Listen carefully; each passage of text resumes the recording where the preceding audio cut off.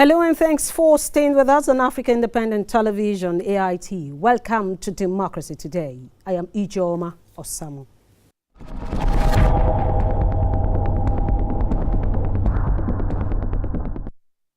Yes, there are 94 days, or you can call it 4 months, which is about 14 weeks to February 16, 2019, the date scheduled for the presidential election in Nigeria. 5 days from now, precisely Sunday, November 18, 2018, political campaigns will start across the country. The impending campaigns are generating interest. There is also tension within political camps. Yesterday, it was the turn of Ondo State Assembly, which was engulfed in a drama of sorts. The House was plunged into further crisis on Monday as Bamitele Oloyo-Ogun, who was impeached on Friday by the majority of the lawmakers, presided over the plenary of the House as Speaker.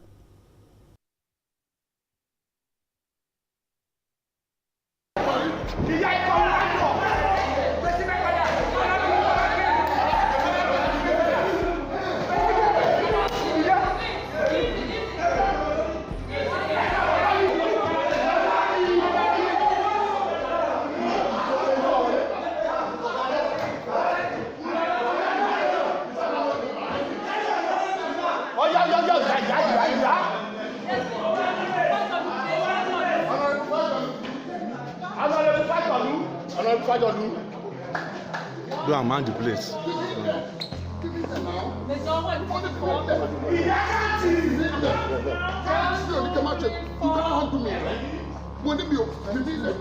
Five. Yes. 6. 7.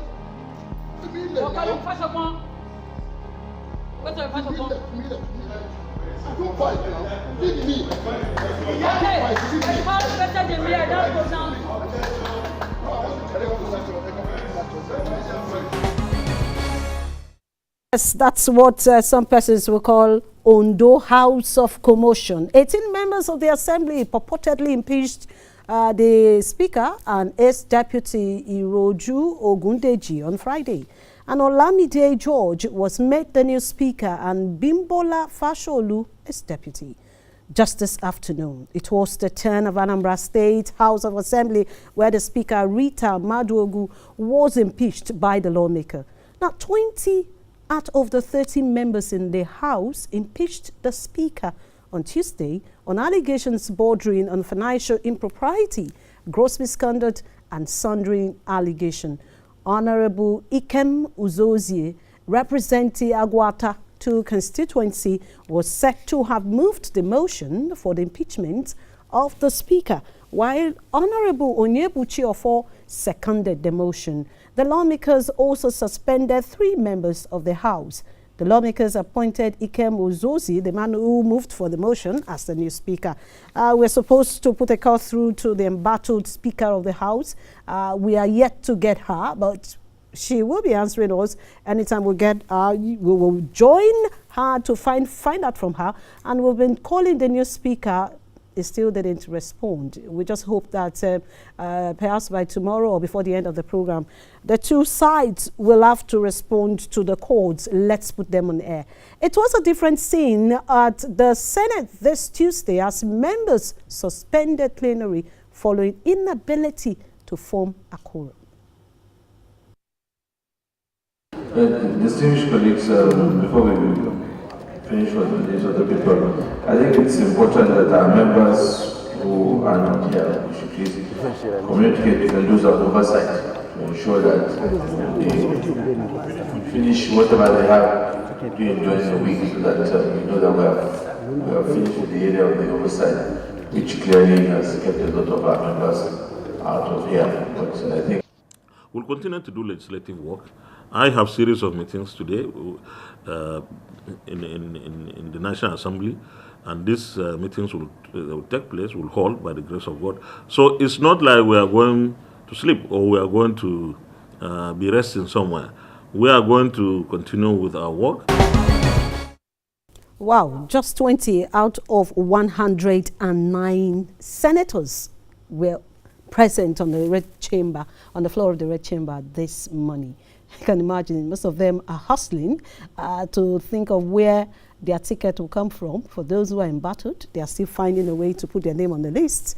The ones who are already on the list are going around their wards and trying to woo supporters to their side. All for 2019. It's going to be interesting, not from Sunday. Now, away from legislative issues to our focus for the day. On Sunday, we took up issues of security in the Niger Delta region, focusing on Bayelsa State after an alarm raised by the People's Democratic Party National Publicity Secretary Kola Ologbondiyan, accusing the All Progressives Congress of playing politics with the security in the state. Their cause is that the over-concentration of police in the state is a ploy by the APC to harass, intimidate, and create tension where there is none. Tonight, the executive of the All Progressives Congress in Bayelsa State are here with me in the studio to give their own side of the story. Joining me in the studio are an APC chieftain in the state and the House of Representative candidate for Yenagwa Kolokuma Federal Constituency, Osiokime Edwin. I've been struggling with that name, so I hope I got it this time. No, not very well. So what is the name? Osamor-Peters. Edwin Blackson. Edwin Blackson. Thank you very much for being coming on the show. And Bayelsa State Organizing Secretary of the All Progressives Congress, Tonye Okio, is also here with us in the studio. This one I didn't miss it. No, you didn't. Exactly. Thank you, and thanks for joining us in the studio. We will bring you reporting between our discussion, and if we are able to get both the embattled speaker and the new speaker of the Anambra State House of Assembly, we would definitely, because we hear that the embattled speaker is still saying she has 10 on her side. She's still the Speaker of the House. But let's just go ahead with what we have here. Yes, let me start with you as an executive of the Bayelsa State APC. The story is that for 5 months, they've changed the state commissioner for over 8 times. And the particular commissioner that they brought now is a commissioner that is not friendly to your opponent. And the APC is responsible for that. Well, ordinarily, we wouldn't have joint issues on this particular matter because it's an entirely security issue. But because, like you rightly mentioned, the National Secretary of the Publicity Secretary of the PDP had come on air to issue press statement. We understand that yesterday the chairman of the PDP in Bayelsa State was also here, and of course this morning, yeah. Thank you.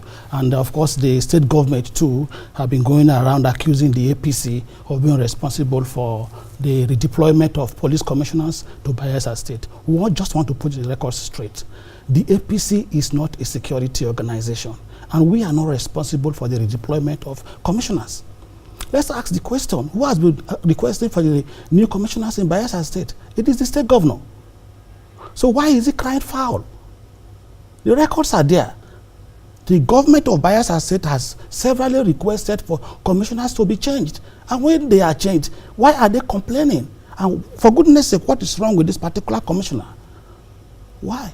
It is the prerogative of the Inspector General of Police to redeploy police commissioners. Recently, a few days ago, all theater commanders and other force commanders within the army were redeployed. Nobody is crying foul anywhere. Why is Bayelsa State's case a different one? Now, if you say what is wrong with this commissioner, when we brought in the representative of the Ijaw Youth Council, a political group, and he also told us that this very commissioner, the presence of this commissioner is creating fears because he was in Bayelsa before and he's back and they don't want him. You see, I want to also accuse you, journalists, and not to accuse me. Oh yes, I am asking you a question. To make findings before you bring on people. No, somebody the said person you mentioned as the Secretary General of the IYC is not just the Secretary General of the IYC. He's on the payroll of the state government. That's your own opinion. Not my opinion. I don't know. He's a special advisor to the governor of Bayelsa State, on public enlightenment.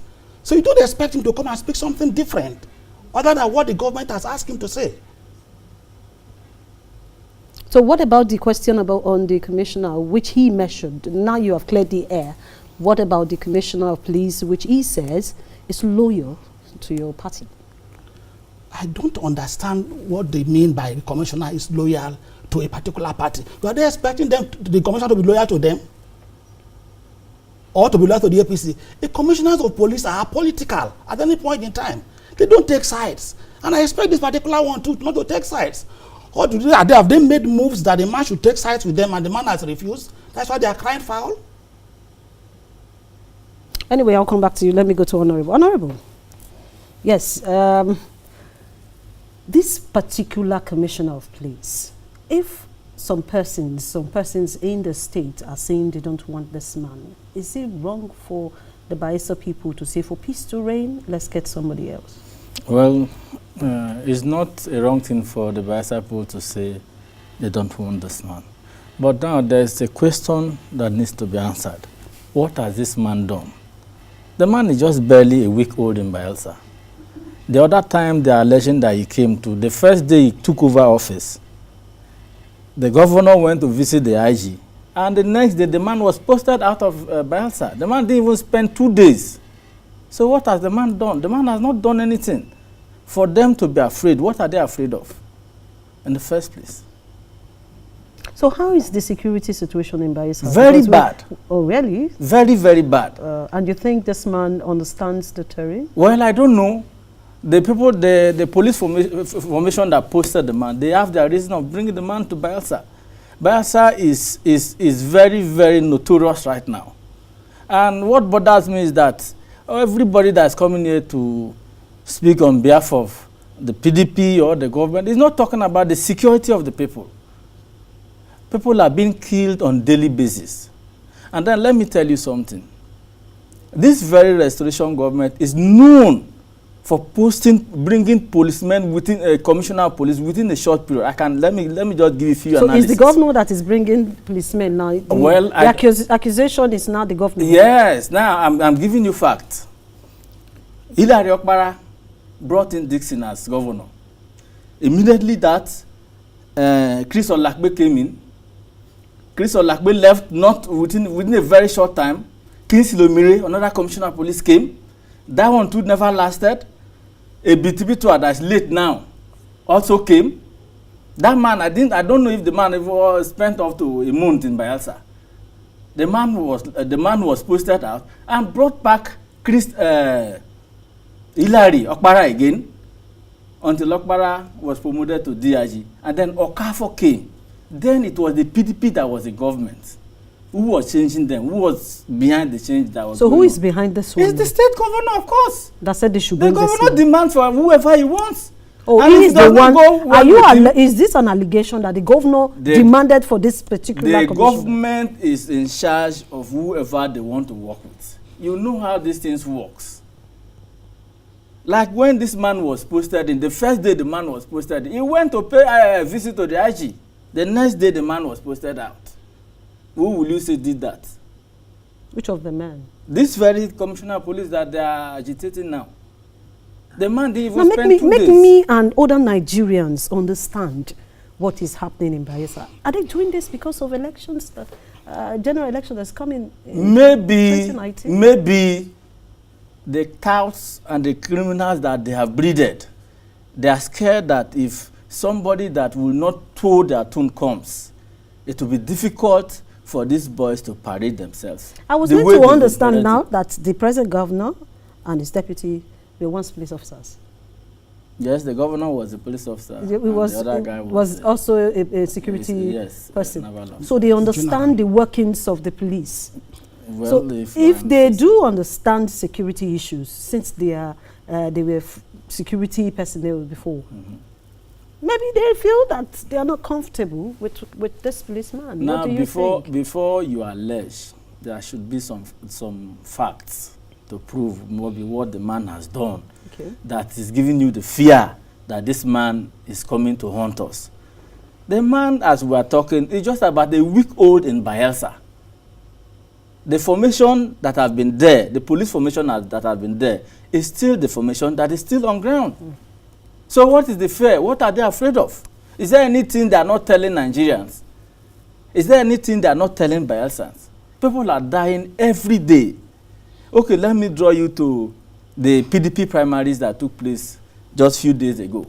The sport complex, if you know Bayelsa very well, is just 5 minutes away from the state police headquarters and the government house. But do you know that these people had live ammunitions? You are not saying it. I don't know.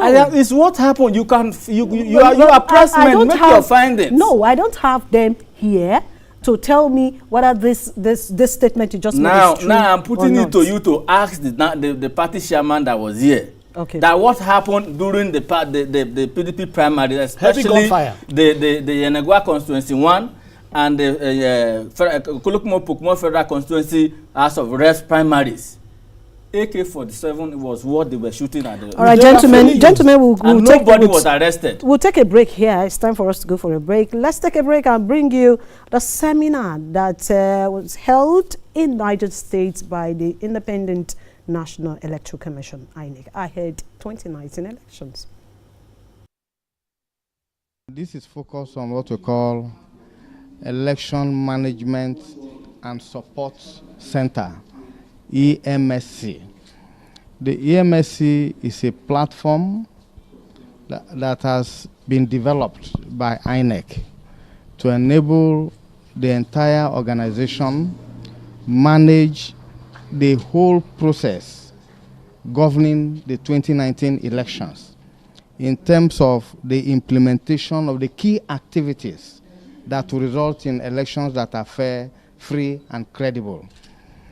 What it has done, it has become a tool that has integrated 3 important processes of what we do in INEC. One of them is election risk management. The second one is election management system. And the third one is the election project plan. All right, thank you. Good to know that you're still there with us. Remember, you can join us or you can like our page on Facebook at Democracy Today. You can drop a comment there with us, already there. And also follow us on our Twitter handle at Democracy #2 Day with a double Y. You can as well follow me on my handle at EJ Osamor. On my Twitter handle at EJ Osamor, then drop a comment. Let me say this. Somebody just dropped a message. This is coming from Mordecai Ibrahim. He's asking a question. He said, has the Bayelsa state government not been speaking out on this matter? And has this type of complaints been heard about other commanders of security agency? He said, I should ask you, who is the party executive?